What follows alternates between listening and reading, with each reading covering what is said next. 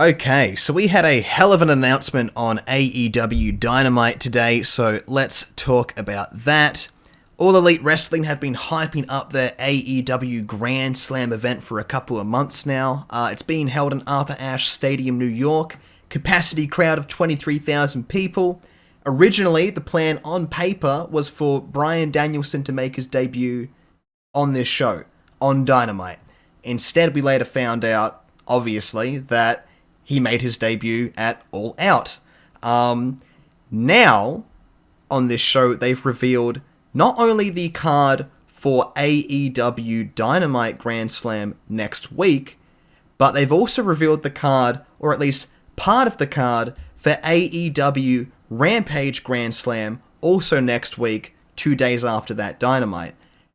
They've announced, and this threw me for a bit there, I missed this the first time, Rampage, not this Rampage coming now, but Rampage the following week, will be 2 hours long.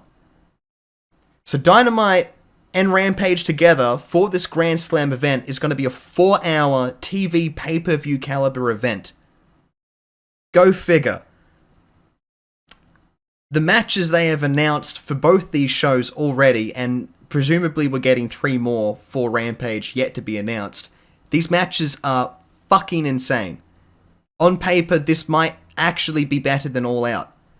My one concern is that with 15 to 20 minutes per match, a lot of these matches probably aren't going to get the necessary time to shine.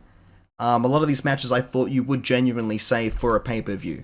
Like some of these, I mean, you'll know what I mean once I get rolling on these matches, but they don't stop.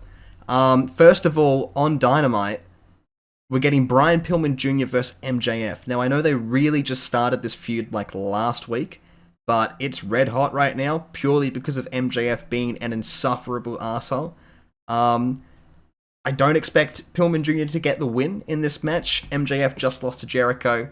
I don't know if he can take another loss to Pillman Jr. right now, unless this leads to something with Wardlow. Maybe. Still should be a big match for Pillman Jr.'s career, however, and I expect great things from both men. A fantastic match to have on TV. Fantastic. Following that, the one that has been announced for a while now, I think we all knew we were going to get Malachi Black versus Cody Rhodes. I am extremely worried that they're going to misbook this and let Cody win. He should not. Malachi should kill Cody in this match, and that's all I have to say about that. Sting and Darby Allin taking on FTR, Cash Wheeler, Dax Hardwood, with Tully Blanchard. Now, they've been building up to this proposed encounter or match between Sting and Tully for like the past week and a bit. I don't know if they necessarily need their own match together, nor if I want to see that at this point in either man's career, but Sting and Darby Allin versus FTR with Tully Blanchard maybe interfering at some point and having a spot with Sting, especially on this type of card on TV, I'm all for it. Sounds like fun. Now, this is where we get pretty wild. These next 3 matches for Dynamite, one of them is a title match. I thought 2 of them, but we'll get to that. We have Dr. Britt Baker, DMD, defending her AEW Women's World Championship against Ruby Soho. Now, again, I had thought this was a match that they were going to save for Full Gear, their last pay-per-view of the year. However, recent rumors have now come out that AEW is trying to bill Britt Baker vs. Thunder Rosa 2 as the biggest AEW women's match of all time. Allegedly, that's going to be for the title, and I would expect Thunder Rosa to finally get the victory in that one. Obviously, they had a classic encounter earlier this year, the iconic image of the blood dripping down Britt Baker's face. I mean, I think they want to recreate that in some aspect, but if they're billing that as the biggest women's match that they've ever done, then I don't expect Ruby Soho to be walking out of this match with the title. Nor do I think that Soho actually needs a victory here over the champion. She just debuted, she's a proven talent, she's great in the ring. I don't think you need to hot potato the belt straight away just because you've got this awesome new challenger that's come on in. However, as I say that, when I get to this next match now, they might be building up to sort of exactly what I just said they shouldn't do. Kenny Omega versus Bryan Danielson on TV, not for the title. However, Bryan Danielson, when they announced this match on Dynamite today, Bryan Danielson specifically pointed at Kenny Omega's world title belt over his shoulder and said, right now, this isn't about that, but it's going to be one day soon. Something along those lines, I think implying here that if Danielson gets a victory over the world champion, then one would think that would put him right up on top to be the number one contender for the belt at some point in the future. Now, obviously, wins and losses matter in AEW. Danielson, wasn't entitled to this singles match with Omega. He kind of tricked, or I don't know. He sort of tricked Omega into giving him this match in a way. He kind of called out he wants the best bout machine, and he doesn't think that Kenny Omega has that in him anymore. He thinks that Kenny Omega's lost his balls, I believe he said, and kind of tricked him into giving him this match. So now we're getting it on TV, not for the title. My biggest concern is that it's just not going to have enough time on Dynamite to really be worthy of Kenny Omega versus Bryan Danielson. And we've seen in previous weeks on Dynamite matches like Moxley v Suzuki, who we're also going to get to for this last match, just hold on. But those two didn't really get enough time to shine in their singles match on Dynamite 2 weeks ago. So, with the matches I've already listed, and the time constraints that we have, I'm sort of worried. But at the same time, I mean, it's a crazy card. I think I just have to shut up and watch the show and maybe be pleasantly surprised. I don't know. But the 6th and final match on this 2-hour TV show, including ad breaks, is Minoru Suzuki and Lance Archer teaming up against Jon Moxley and Eddie Kingston. Now, I don't expect this match to be a long one. It doesn't have to be a long one, especially with 4 men in the ring. It can be fast-paced, brutal. I expect all 4 of these men to just be fucking hammered by the end of this match. Will it close out the show? I don't think so. Frankly, I think you'd have to have Omega versus Danielson to close out the show. I would have to imagine, but maybe it's Malachi Black and Cody. Then again, like, when you've got 6 matches on the card, and honestly, any of them could close out the show, that's when you know you're doing something right. But that's just Wednesday. Then we've got Friday, 2 days later. It's insane. Okay, so they've announced that Rampage 2 days after this show is going to be 2 hours long instead of the typical one. So you're basically getting 2 Dynamites in 1 week. They've only announced 3 matches on this card. Presumably we're getting 3 more. If Dynamite has 6, you'd have to think. They're the same length. The 3 matches that have been announced, we have the Super Click, Adam Cole, and the Young Bucks taking on Christian Cage and Jurassic Express in Jungle Boy and Luchasaurus. No idea who's going to win this match, and I'm all here for it. It sounds amazing.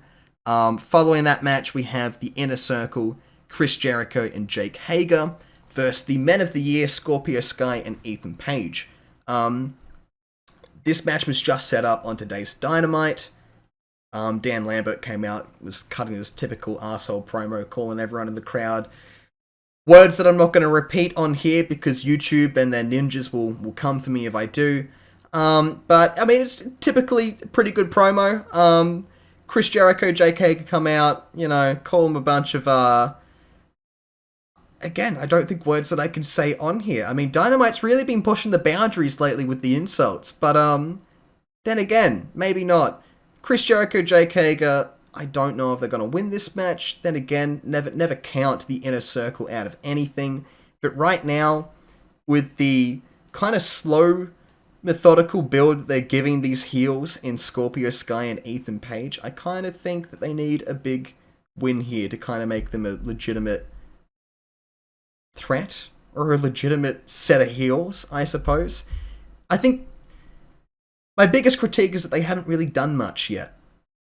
And maybe that win over Chris Jericho and Jake Hager is exactly what they need to propel them into future high-profile storylines. Because right now, I don't think them sitting around with Dan Lambert, talking shit, is really cutting it for me. if it's cutting it for you, let me know in the comments. But I'd like to see more, and I think a victory here over some high-profile talents is going to be exactly what they need. But then, following that, another match that I think a lot of people are going to be really excited to see is CM Punk in his second ever match for AEW, taking on Powerhouse Will Hobbs with Taz. Now, this rivalry's gotten pretty heated, pretty personal. Do I think Will Hobbs is going to win? I want him to, but I don't think now is the time. I think for now, you have to continue to build up CM Punk's win-loss record to a standard that properly reflects the legend of CM Punk. You know, if CM Punk instantly comes into AEW and instantly has a negative win-loss record, it's, you know, what does a win over CM Punk even matter at that point? So you have to build him up respectably before you can start allowing him to put people over in that capacity.